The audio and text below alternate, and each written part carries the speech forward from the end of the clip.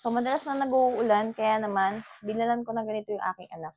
Ang aking anak is 7 months na, and alam naman natin, pag mga 7 months na, pwede na natin sila paggamitin ng mga lotion, pang anti-repellent.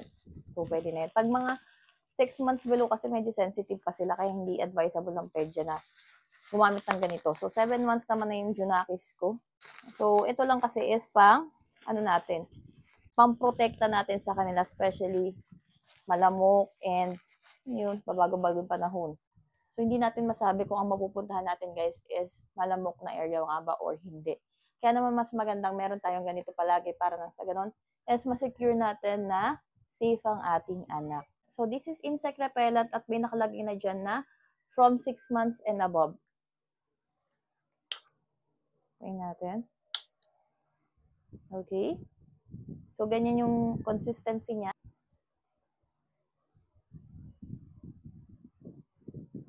So, yan siya. Yung amoy niya is